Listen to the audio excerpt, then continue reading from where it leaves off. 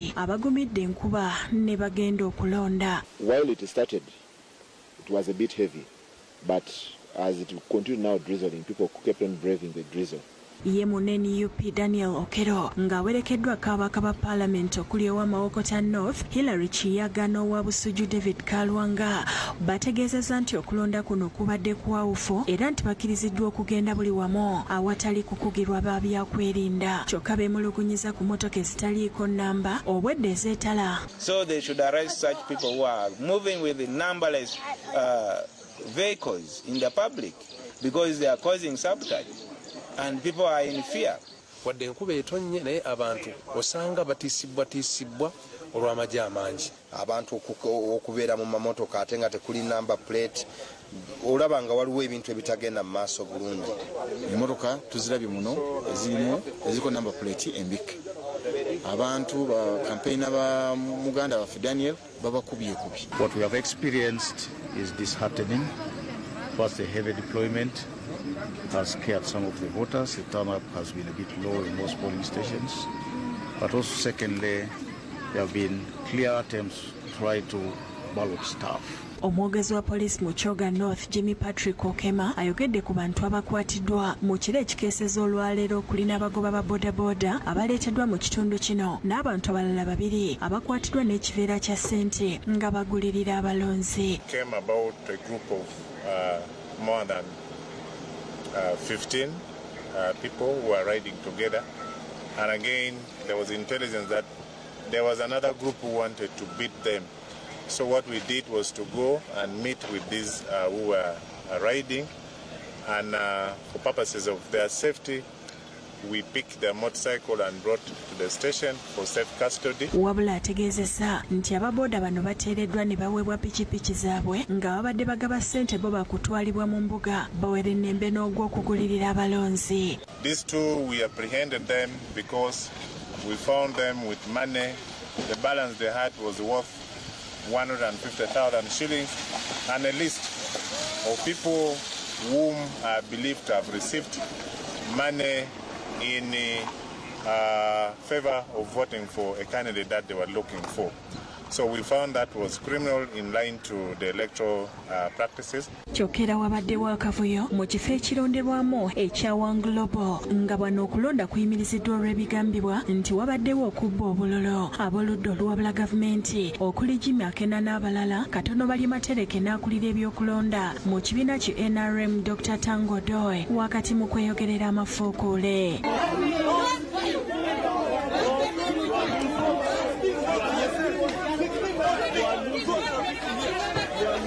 My major concern in Oyam is to ensure that NRM flag bearer wins. Abdu Muwonge ne Hudson Apunyu be bakusakidde eggulire lino.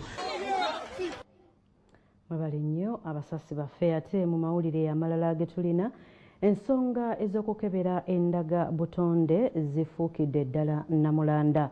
Eno yeviiriddeko Ministry ey'ebyobulamu okusindika abakugu okwekebejja laboratory omukeberwa endaga butonde okuzuula obanga ekikolebwayo kyekituufu.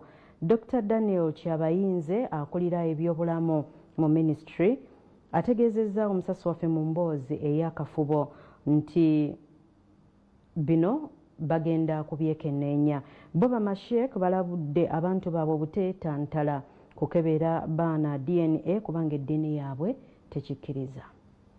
Ministry y'ebyobulamu esindisa abakugu okwekenneenya zi laboratory ezikebera endaga butonde okukakasa obanga ddala bye zikola byebyo ebituufu. Bino bikakasiddwa Dr. Daniel Kyabayinze akulira ebyobulamu ebisookerwako mu Ministry y'ebyobulamu mu mboozi ey'akafubo n'omusasi waffe. Maternity testing nga bakozesa obwa DNA kubanga tumaze okumanya nti mulimu abantu abadde bakola okukebera kuno twagala tukwasaganye tumale okumanya ebintu bino bigenda kutambula biti. Agamba nti okukubagana empawa okugenda maaso mu ggwanga ku ndaga butonde mu mawulire ne ku mikutu emigatta abantu Ministry yasisinkanye abali mu mulimu guno okuliza laboratory ez'obwannannyini eza gavumenti, Ministry y'ensonga z'omunda mu ggwanga, poliisi na buli muntu akwatibwako.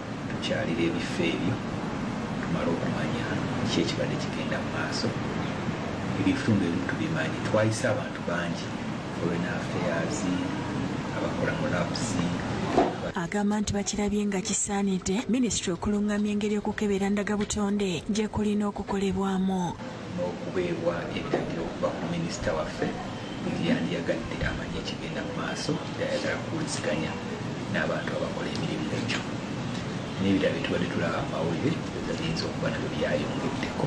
Ayongerako nti abakugu be basindise bakwekebejja labalatole zino nga ze banaakakasa ze zokka ezigenda okukkirizibwa okukebera DNA kitaase bannansi. Ebifo bye tugenda okulambula nze tudde wano banaabalamude bajja tubuulira ebivuddeyo nze sola kumanya bintu kayi bagenzeemu kubanga kati era bakyali muntu kuŋŋaana era n'abatambula bakyalambula. Tulina kye tuyita ba scouts abagenda babuuza abakola emirimu gino. Dr. Kyabayinza era agamba nti baakussaawo n'amateeka aganaalambika okukola kino. Mujjukira ngera bwe twakola ku mulundi guli bwe twali tufunye COVID twasobola okulambulula ebifo ebituufu ebyokukebezaamu.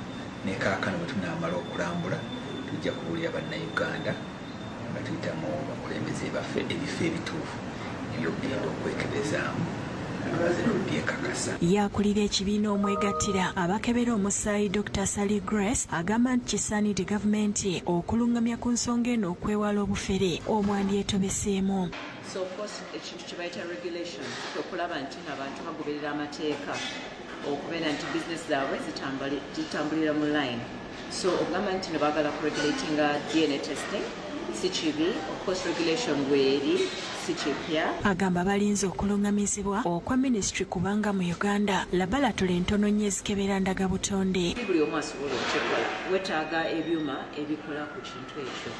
Naye waliwo kye tuyita sample collection centers nti bakuggyako sample ne bagiweereza mu lab enneneko okukola DNA testing.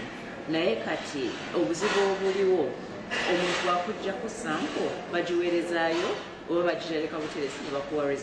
ayongerako nti waliwo emitendera egiyitibwamu okuggyako sampo za DNA n'awabula n'abaawukana olw'ebivudde mu ndagabutonde obutakwatagana kubanga okuva edda n'edda abantu bakuza abaana be batazaala. Buli omu alina okwerowoleza ki ekituufu kye yandikoze kubanga kati obadde olabirira omwana oba oli muntu mu famire akwagala naawe omwagala naye n'ogamba sayansi agenda bawula simanyi oba ekintu ekyo kituufu. Awabudde abakebera ndagabutonde okukola omulimu guno n'obwegendereza kubanga kiyinza okusattulula amaka.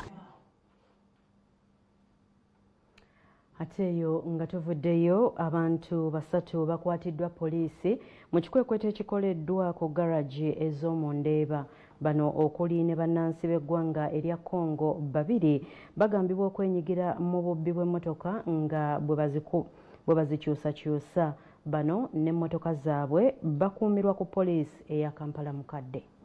Poliisi e Kampala Mukadde ekoze ekikwekweto mwekwatidde n'eggalira bannansi ba Congo 2 ne Munnayuganda omu ku bigambibwa nti baludde nga beenyigira mu bubbi bw'emmotoka ne bazikyusakyusa n'oluvannyuma ne bazitunda. Abakwatiddwa ye Kasereka Patrick ne Nulu Sadi nga bano be bannansi ba Congo okwosaako Luwaga Lawrence ow'emyaka 32 omutuuze w'e Nansana nga kidiridde okusangibwa lubona n'emmotoka eziteeberezebwa okuba enzibe. Okukwatibwa kidiridde poliisi okukola ekikwekweto ku garaji z'emmotoka mu bitundu bya Kayanja Triangle mu Ndeeba ng'eno gye bagwiridde ku garaji ya Lawrence Luwaga gye basanze emmotoka 4 okuli Toyota Harrier, Land Cruiser, Nissan Patrol ne Hilux double cabin nga bano babadde bazifuuyira langi era nga ziggiddwayo ne zitwalibwa ku poliisi e Kampala Mukadde. Omwogezi wa poliisi mu Kampala n'emirirwano Patrick Onyango ategeeza nti emmotoka zino zisangiddwa nga teziriiko biwandiiko bizogerako kuva mu URA ate nga babadde bagezaako okuzikyusa. Ate garaji eno abakeesi baffe batuwadde amawulire anti bo benyigira mu kukyusa number plates eza motoka, okukyusa engine number eza motoka ne kala eya motoka.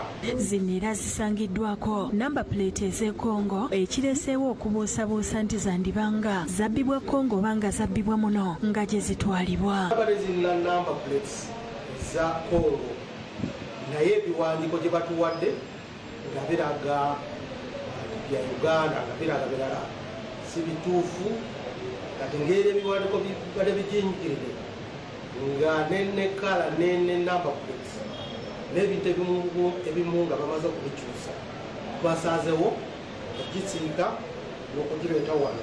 Mu buufu bwe bumu poliisi e Kampala mukadde eyongedde n'ekola ebikwekweto mu Kisenyi n'ekwata abantu 14 ku bigambibwa nti bateeberezebwa okuba n'ebisi. Abantu mu kitundu kino bali mu loodi waliwo gye bapangisiza bagenzeyo ne bakwatayo suspect b'abantu 14. Lugendo Chris Paul yakusakidde eggulire lino.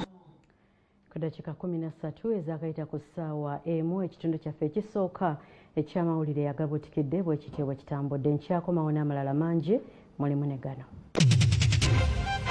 Abanyumirwa akanyomero kaffe akayigwa Oluganda tuli ku myaka 30 egya Kabaka Mutebi ku Namulondo n'enkulaakulana y'olulimi Oluganda. Emyaka egiyise abantu beekoma mu manga, abantu baddala abasomyeko nga tebaagala kwogera lulimi Luganda. Ate bwe bwabeererawo ebiyigganyizo nga abakulembeze abamu tibaagala Luganda, abamu ne batuuka n'okweggyako amannya gaabwe ag'Oluganda. Kabaka n'avaayo n'akubiriza abantu okwenyumiririza mu Luganda, okwenyumiririza mu kubeera Abaganda, okwenyumiririza mu kwogera Oluganda. N'olwekyo eryo ttaffaali ddene nnyo Kabaka lyatadde ku nkulaakulana y'Oluganda nti abantu bangi obasanga boogera olulimi Oluganda n'abatali Baganda, era olulimi Oluganda lusaasaanidde Uganda yonna. Buli gy'ogenda osanga abantu aboogera Oluganda wadde si Baganda. N'olwekyo twebaza Kabaka olw'ettaffaali lyatadde mu kulaakulanya olulimi Oluganda ng'akubiriza abantu okulwogera nga tebeekomoma. Nze Kirwana Sozi.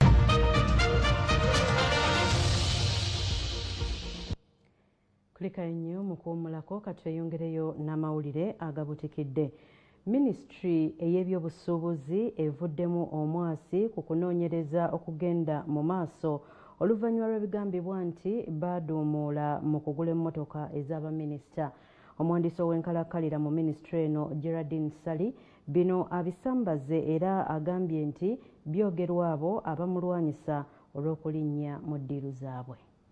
Mu mawulire agabutikidde ku bbalaza twakulaga emboozi ng'akakiiko ka palamenti ak'ebyensimbi keemulugunya ku ngeri minisitule ey'ebyobusuubuzi bwe yakozesa obuwumbi 2.8 okugulira baminisita aban'emmotoka ze bagamba nti zaali nkadde, so ng'era kigambibwa nti bakozesa ensimbi endala obukadde 4 okusengula fayiro okuzijja ku Farmers House okuzitwala mu sitoowa Entebbe. So you use 400 million to transfer documents from the Ministry of Trade to another store in Entebbe somewhere. Alfla Piemo yali akulira and that it was people's project to eat money. Mu lukuŋŋaana lw'abannamawulire olutudde ku kitebe kya minisitule eno mu Kampala, minisita w'ebyobusuubuzi Francis Mwebesa asambaza eby'emmotoka okuba enkadde ng'agamba nti gye baamugulira eri mu mbeera nnungi. We are using these cars and one of them is mine, so there is no such an issue as not the cars being in place. It's a moving car and it is a new car. Omutesiteesi omukulu mu minisitule eno Geraldine Sally yeewuunyiza abagamba nti emmotoka ezaagulwa zaali nkadde nti kuba emmotoka zonna zaaliko n'obuveera nga ziweebwa baminisita. Sally ategeezezza nti minisitule y'ebyentambula yekenneenya emmotoka zino nga tezinna era nti ssaabalungamya wa gavumenti n'abawa olukusa okugenda mu maaso bazigule. Ono era yeekokodde akulira eby'okugula ebintu mu minisitule eno Alfred Lapiemi gw'agamba nti yavaako obuzibu kubanga baamusuuza ddiiru ey'okugula emmotoka zino nga ye yali aduumudde emiwendo nga zibaliridde obuwumbi 3 n'obukadde 2 kyokka minisitule n'ezigula ku buwumbi 2 n'obukadde 8. Era ye kennyini ye yali akoze inflation ya milioni 385 naye n'agenda n'alimba palamenti mbuno twa inflatinze emmotoka. Ekintu ekyo nakyo kya buswavu nnyo kubanga emmotoka zino zaafuna clearance eya process eyo gye twatandika yali certifying nti nno abaali bagenda otuwa emmotoka baali bagenda zitwako obuwumbi 2 n'emitwalo 8. emitwalo miliyoni 2. Sali ategeezezza nti abamulwanyisa baggulawo olutalo olunaku lwe yali nnyegere mu nteekateeka ez'okusengula minisitule eno okuva ku Farmers House obasasula obukadde 140 buli mwaka okudda ku Kingdom Kampala gye balina okusasula ez'obupangisa obuwumbi 8 buli mwaka. Ove ku nusu miliyoni 14 odde ku buwumbi 8 oba wabaaca ani akuloga kati neŋŋumira wano neŋŋamba omuliro kagujje wakiri guno n'agwoza. Akalambidde nti tasobola kukkiriza gavumenti kufiirwa nsimbi mu bupangisa n'asalawo baddaabirize Farmers House basigalaawo. Twebaza ne PSST omwami Ramadan Gobi okuba nti no yatukkiriza okusigala wano mu kizimbe ky'aba corporators. Awakanyiza ebigambibwa nti ensimbi ezaddaabiriza ekizimbe zaadoomolwa. Twatuuka ku buwumbi 6 ne miliyoni 2 naye kino kye bagamba nti zaava ku biliyoni 3. Ba colleagues baffe mu Ministry of Works bali tebagasse bulungi mu spreadsheets. Mama ekizimbe kino kyonna gwenjikuwenza ekikolera obuwumbi 3 bwokka bwoti bino byonna. Ku ky'okukozesa obukadde bino okutambuza fayiro okuzitwala mu sitoowa Entebbe Sali abisambaze ng'agamba nti bakozesa obukadde 59 ate nga zaazingiramu n'emirimu emirala. Omulimu gwonna okupangulula furniture, amafuta, emmotoka gye twapangisa, abatikka n'abatikkula mama era ng'okyali zaali miliyoni 59 empapula tuziina kiri kye bagamba emiliyoni 4 nze sikimanyi. Ono oluvannyuma alambuza omusasi waffe ekizimbe kya Farmers House ekiri mu kuddaabirizibwa nawo omulimu we gutuuse. Obed Lutale yakusakidde eggulire lino. Ate ye minisita ow'ensonga ez'omunda mu ggwanga Major General Kahinda Otafiire ategeezezza ababaka nti talaba nsonga lwaki gavumenti ekkiriza abantu okunywa omwenge ate ne bakugira okukozesa ebintu ng'enjaga n'amayirungi. Agamba nti omwenge gwa bulabe okusinga bino byombiriri. Abyogedde alabiseeko mu kakiiko ka Paalamenti akalondoola ensonga z'ebyokwerinda okubaganya ebirowoozo ku tteeka erirwanyisa ebiragalalagala. Olwaleero akakiiko ka Paalamenti akalondoola ensonga z'omunda mu ggwanga n'ebyokwerinda kakubaganyiza ebirowoozo ku bbago ly'etteeka erirwanyisa ebiragalalagala. Minisita w'ensonga z'omunda mu ggwanga Major General Kahinda Otafiire ategeezezza akakiiko kano nga bw'atalaba lwaki gavumenti tekkiriza abantu kulima njaga n'amayirungi olw'emigaso enfofoolo egiri mu birime bino. Kubategeeza nti waliwo ekika ky'enjaga omuva eddagala ate eddagala eryo lya bbeeyi nnyo mu nsi yonna abalirima bafuna sente nyingi. Agamba ebirime bino tebisinga mwenge kuleeta bulabe singa bibeera bikozeseddwa bulungi. When you drink 4 bottles of beer, you also the same thing happens. It doesn't mean that makes it alcohol any holier than cannabis. So you can't allow one and prohibit the other. Wabula babaka bakubaganya empawa ku nsonga eno ng'abamu bakkiriziganya ne Minisita Otafiire ate abalala ne baagala okunnyonnyolwa bamatize. Which one prohibited? Which one do you not want prohibited? I represent our Kiso millers and they have all the scientific proof of all this. So thank you for rolling it out. Abakugumbya obulamu Kefa Kachwana Kateu nga yakulira Government Analytical Laboratory ategeezezza akakiiko kano ku bika by'enjaga bitalina bulabe bw'amaanyi ku bulamu bw'abantu nga singa bikkirizibwa tebijja kukosa ggwanga. And this cannabis sativa, which is marijuana, and the industrial hemp, they are similar in the nature. It has got the straw, which is also used in textile industries. CBD oil. What is CBD oil? That one for medicine. The female one is $10,000 on the world market. Okay. Kyokka akakiiko tekamatidde na kunnyonnyolwa kuno era bwe katyo kalagidde abakugu okukwatagana ne Minisitule y'ebyobulamu bannyonnyole ku birungi n'obulabe obuli mu kukozesa enjaga n'amayirungi. Abakugu basuubirwa okudda mu kakiiko kano sabbiiti ejja wamu n'abalimi b'amayirungi okwongera okumatiza ababaka ku by'okukkiriza amayirungi n'enjaga okulimibwa mu ggwanga. I'm going to meet you on Tuesday next week. What date will that be? At 10 a.m. prompt. Ebyo bibeereddewo nga kkooti etaputa ssemateeka ng'ennaku z'omwezi 5 omwezi ogwokutaano ng'ekubirizibwa abalamuzi 5 okuli amyuka Ssaabalamuzi Richard Buteera, Stephen Musota, Muzamiru Kibedye, Irene Mulyagonja ne Monica Mugenye basazaamu etteeka lya Narcotic Drug and Psychotropic Substances Control Act 2016 nga bagamba nti lyayisibwa mu bukyamu kuba omuwendo gwetaagisa ogw'ababaka abaliisa ogwali mutono. Kino kyasanyula abalimi b'amayirungi nga bagamba nti babaleke bakole omulimu gwabwe. Amayirungi galimu omega 3. Omukyala bw'agali ako gamukola ki? Gamukola akasusu, gakola obufiiri obulungi. Obed Rutale ne Rachel Nakase bakusakidde eggulire lino.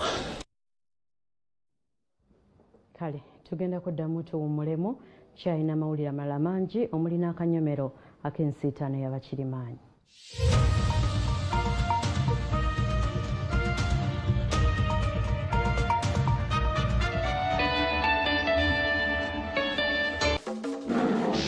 Fuuka omuwanguzi. Weefunire Predator Energy Drink ofuge olunaku lwo. Predator Energy ye energy drink omutongole avugirira Liverpool FC. Hamini munana July 2023 ya Bruno Bedi